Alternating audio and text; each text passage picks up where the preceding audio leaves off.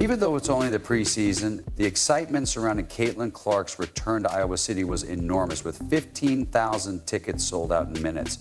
After 6 months without her playing, basketball fans were thrilled to see her return to the court. But what they got was far more than they anticipated. It's obvious that she is having her freaking Michael Jordan moment right now.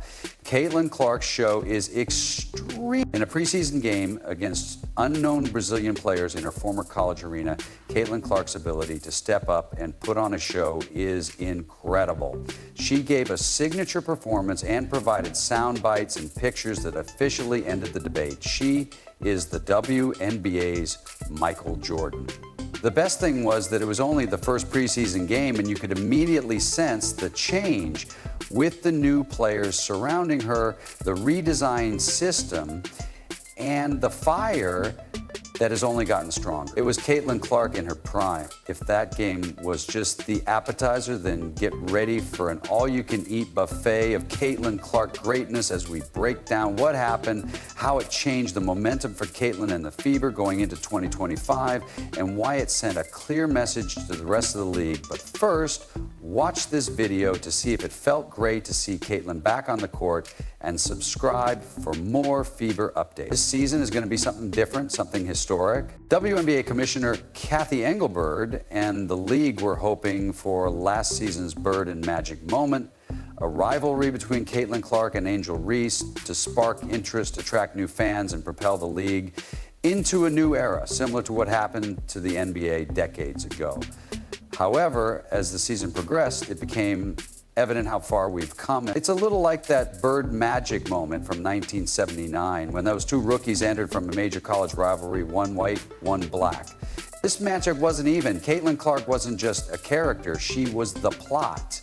She didn't just rise to the top and leave everyone else, including Ree, in the dust. She quickly set 62 records, advanced a team with the first overall pick into the playoffs, and won Rookie of the Year in a vote that was almost unanimous because, of course, one hater had to ruin the sweep Angel.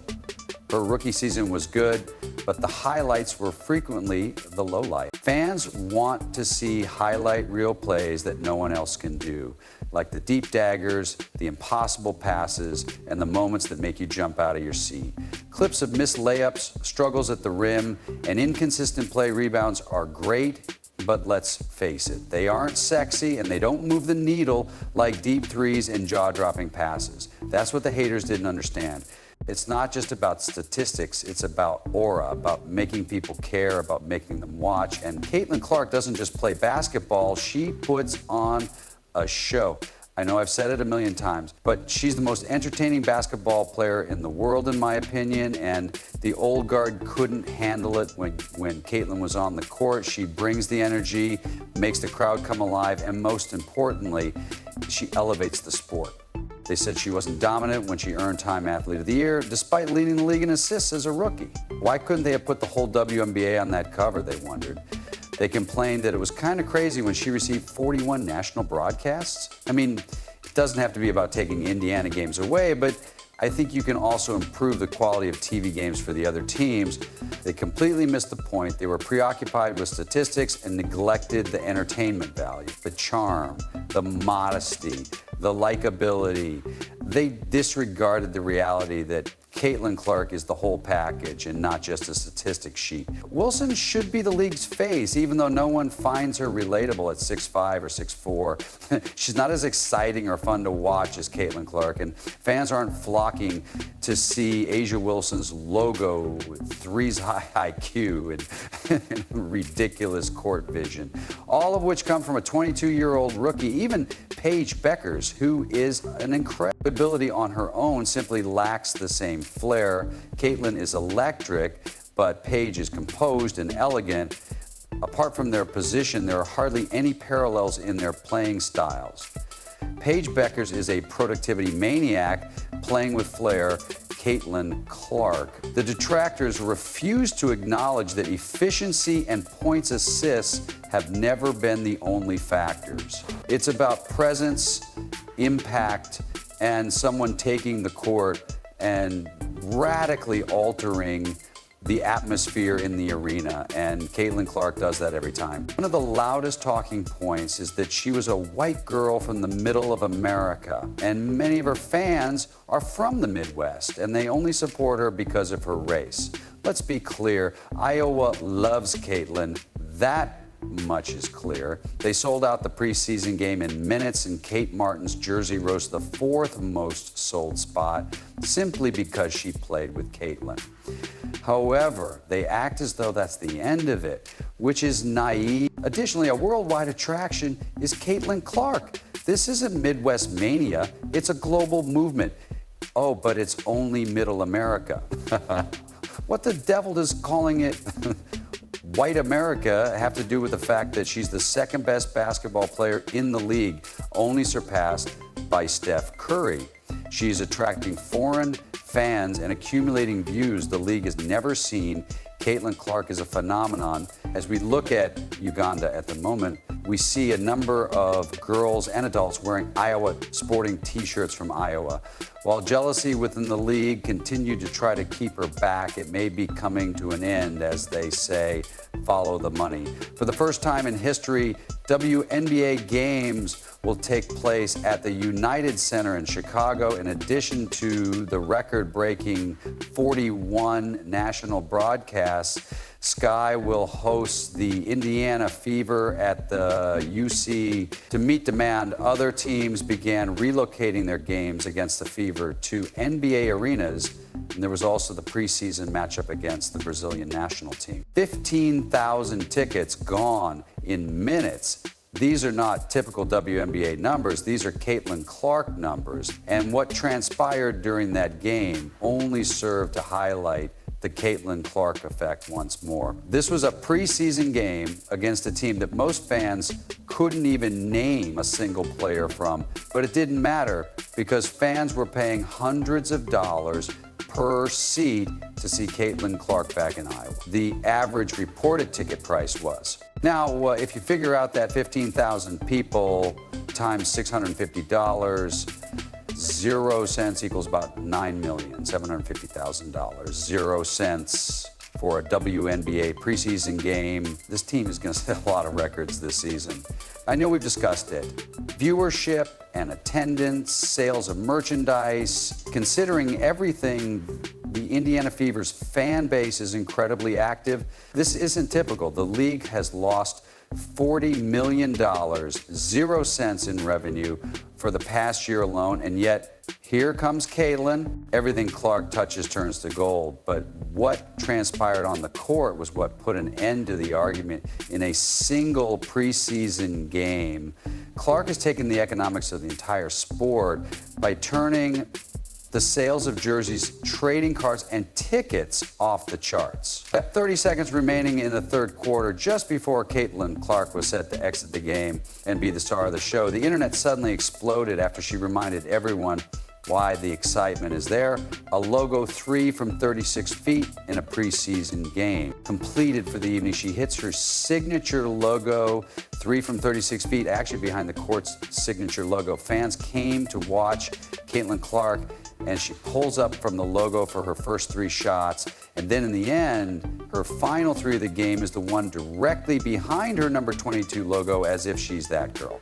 A shot from outside your own logo is one of the most badass things ever. This was an iconic moment. The crowd went wild when she shattered the NCAA scoring record. It was preseason, but it was a unique occasion that brought everyone full circle and served as a reminder of why they love Caitlyn. Her flair, her poise, her ability to step up even when the situation doesn't technically count, and most importantly, the fact that it was a blowout from the start meant that Brazil never stood a chance. It was a warning to the rest of the WNBA that she's not just back, but better. After the game, we got the Jordan moment, the team she played against last night. I know that many of them were young, got pictures with Caitlyn Clark at the end of the game, and she literally signed their jerseys. You can bet that the coach of the opposing team was shocked, thinking, this is the dream team. This is the dream team. And that's exactly what it is. This is the most bizarre thing that has ever happened in women's basketball, and it's the Michael Jordan show. The Brazilian national team treated Caitlyn Clark like a rock star, and after the game, they lined up to take pictures with her, asking for autographs and grinning as if they had just met their hero. In reality, though, they had genuine admiration for Mike, and their coach caught him during the game, and his words were perfect. It was a unique moment that contrasted sharply with how the WNBA treated Caitlyn Clark last season. A group of international players who had no interest in the league politics or media drama showed her nothing but admiration, no jealousy, no chip on the shoulder, no passive-aggressive shade, just pure respect for her game and what she represents. You're an incredible player, and what you're doing is phenomenal for changing the history of basketball. The main difference between the Bird Magic comparison and what is currently happening is that Caitlyn Clark's appeal, as I mentioned earlier, is global, just like Michael Jordan's was. This is why he is celebrating her more enthusiastically than the vast majority of WNBA coaches and players who aren't directly benefiting from what she has done for the league. Bird and Magic saved the NBA domestically, bringing it back from irrelevant arenas and lighting the match for the WNBA is entering the Jordan era. And this year with the new Fever team, Caitlyn Clark's star will only get brighter because Michael Jordan had his Pip and Rodman and a bench that knew exactly how to elevate the GOAT. The modern NBA, however, was made a global phenomenon by old Jordan. Jordan, who exploded the National Basketball Association magic. Larry elevated it, and Michael Jordan put a rocket up its ass, if we must call it that. It was last season. Excellent supporting cast. In the end, championships were the defining milestone that sealed Michael Jordan's legacy. And for Caitlyn Clark, that's been the one talking point the haters cling to. The Fever didn't just make changes to the roster during the offseason. They revamped it and brought in veterans, champions, energy players, and shooters. Yes, it's only preseason, but you can already see the difference. Have you guys been clear about wanting to win a championship this year? Even though the sports books have named her the MVP favorite, they argue that it's too early to call her the face of the WNBA because she hasn't won a championship. However, the WNBA media is gradually beginning to realize what the rest of us already know, that the league's most dangerous team isn't in Vegas or New York, but rather in Indiana. The players, coaches, and soon the entire sports world will too if Caitlyn's title is won by Clark. If she wins MVP, there won't be any more debates or qualifiers, and it won't only solidify her legacy, but also usher in a new era for the WNBA, one that is already beginning. They will be all for you, cheering you on, buying your jersey, hanging signs about you, wanting your autograph, and giving you a high five. I think that's what I value most about them, though, because they want to cheer for everyone, not just myself. Everyone on this team wins when Caitlyn Clark succeeds. She's not just attracting attention to herself, she's also attracting new fans that fill arenas, turning casuals into ardent Fever fans and eventually WNBA fans that are on the rise. Yes, it's lifting every boat in the harbor at this point. And you have to think that the league as a whole has at least given up trying to control the hype after seeing the figures and realizing that Caitlyn is more than just a spark. She's a wildfire. The WNBA's future is here, and her influence is evident. She is doing far more than just increasing viewership or selling more jerseys. She is taking the league worldwide and igniting a cultural revolution. She is not merely preserving the sport, she is advancing it. This time, in the women's game, you are witnessing history in real time. Caitlyn is the league's Michael Jordan, but maybe more significantly, she is creating the foundation that will motivate and introduce the next Kobe's, LeBron's, and Steph's. Enjoy every moment and don't take anything for granted. If you're still here, leave a remark with a basketball to say hello. Thank you for viewing.